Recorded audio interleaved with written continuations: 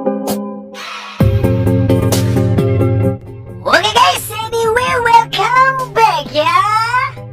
Oke lah, pada video kali ini Mimin akan menceritakan sebuah film yang berjudul.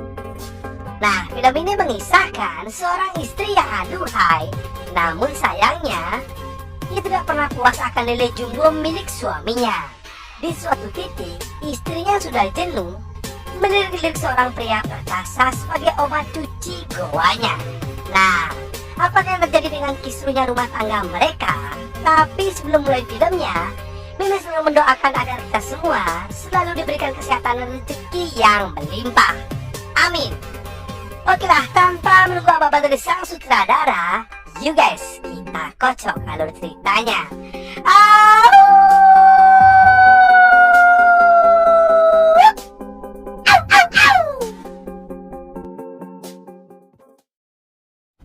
Scenes diawali dengan diperlihatkan seorang pria paruh baya yang berburu bernama Bill.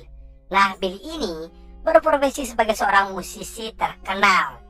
Dan saat ini ia memiliki seorang istri muda cantik, pokoknya aduhai nih, bernama Isabel.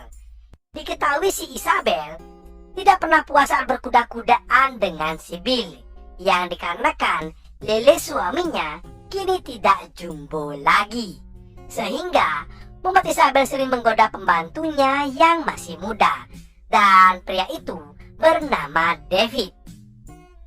Pada saat itu Isabel sedang berenang sembari menggoda-goda David tanpa menggunakan sehelai busana.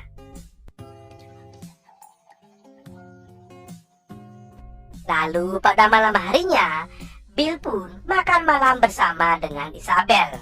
Merasakan dinginnya malam, si Bill pun mencoba mengasah kemampuan lelenya. Nah, kemudian setelah itu, Isabel pun lalu mengganti baju dengan menggunakan baju daster yang terlihat begitu aduhai. Tak berselang lama, datanglah seorang pria brewok yang bernama Lucas. Diceritakan Isabel ini sebelumnya juga pernah menikah, dan si Lucas inilah adalah anaknya. Yang parahnya lagi, si Lucas ini pernah selingkuh dengan Isabel.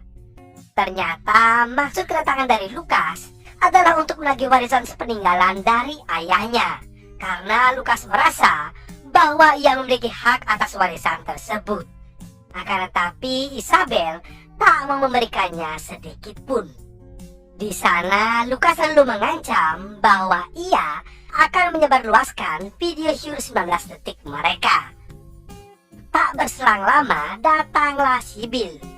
Bill yang sudah mengetahui maksud kedatangan dari Lucas tak bertanya apa-apa, dan lalu mengajaknya untuk makan malam bersama. Kemudian Lucas pun berkata kepada si Bill bahwa Isabel ini hanya ingin mengeruk harta warisannya saja. Mendengar hal tersebut, si Bill pun malah tersenyum karena dia tak mempersalahkan tujuan dari Isabel itu.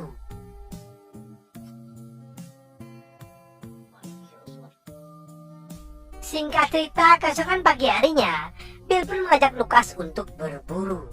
Sedangkan Isabel sedang berada di rumah sendirian, tiba-tiba didatangi oleh si David. Tentu saja untuk mengajaknya berklokat-kloket. Scene selalu berpindah ke Bill dan juga Lucas yang akan kembali pulang dari berburu.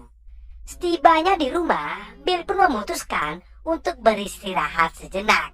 Sedangkan Lucas terlihat sedang bersantui di pinggiran kolam sambil cuci-cuci mata. Pada saat itu, kebetulan Isabel sedang berenang di kolam tersebut. Di sana juga terlihat si David yang sedang bengong dan merasa bersalah karena tidak bisa memuaskan Isabel layaknya pria perkasa. Saat David mendekatinya, Isabel pun mengatakan bahwa ia akan memberikan kesempatan sekali lagi untuk mengobok-ngobok goanya. Saya melihat kedekatan si David bersama Isabel, tentu merasa curiga bahwa mereka berdua ini sedang berselingkuh. Pada malam harinya, terlihat Lucas sedang makan malam bersama Isabel. Di sana si Lucas masih saja memperdebatkan tentang warisan sepeninggalan dari ayahnya. Kemudian Isabel pun mengadu kepada Bill tentang ancaman yang akan dilakukan oleh si Lucas. Akan tetapi, si Bill yang profesional dengan dunia perwarisan meminta Isabel agar tetap tenang dan mengatakan bahwa Lucas hanya ngeghosting saja.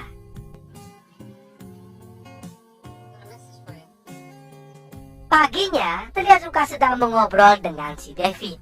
Di sana, Lucas pun mengatakan bahwa ia telah mengetahui hubungan David dengan Isabel.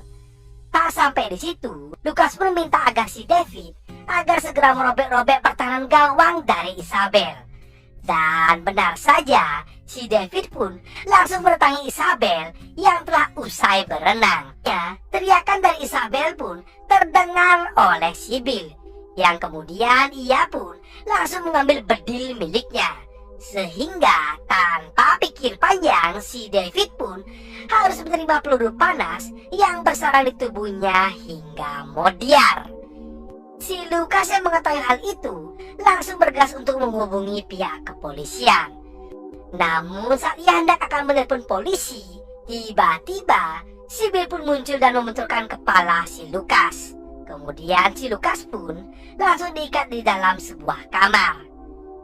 Yang kemudian si Bill pun bergegas untuk berangkat ke kota dengan dalih ingin menyelesaikan kasus kematian dari si David agar mereka berdua bisa lolos dari kasus kali ini. Setelah Bill yang telah berangkat, Isabel pun bergegas untuk membereskan jasad si David. Akan tetapi ia pun tak sanggup mengangkatnya karena terlalu berat. Sehingga Isabel pun langsung meminta bantuan kepada si Lucas untuk mengubur jasad si David. Dan mengancam si Lucas jika ia berani melarikan diri, maka Isabel akan melaporkannya kepada pihak kepolisian dengan barang bukti sidik jari yang telah menempel di bedil milik si Bill. Tentu saja Lucas pun akhirnya menuruti semua permintaan dari Isabel.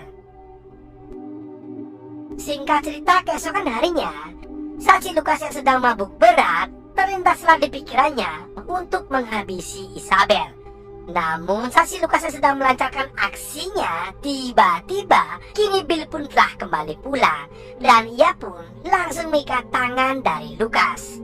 Di sana si Bill pun mengatakan bahwa si Lucas boleh menghabisinya, tentu saja agar klaim asuransinya jatuh ke tangan dari Isabel.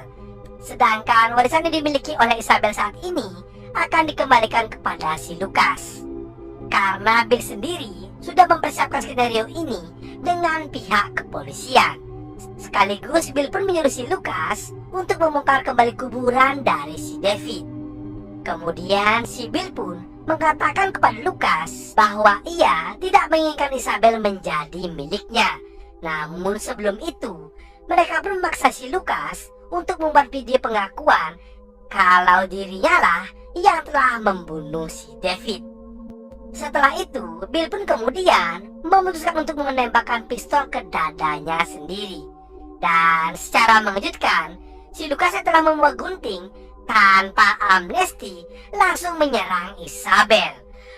Beruntungnya di kala itu, Isabel dapat menghindar dan menyatukan dirinya ke dalam kolam berenang. Si Lucas yang pada saat itu sedang sedikit mabuk tentu sangat kesulitan untuk melihat Isabel. Tak ambil pusing, ia pun mengambil bedil milik si Bill.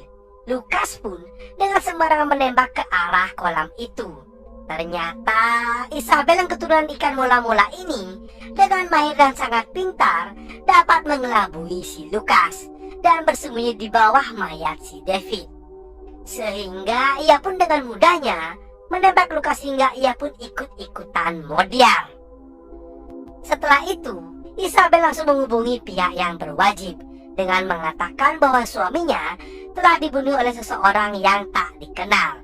Dan film Bloody Orange pun berakhir.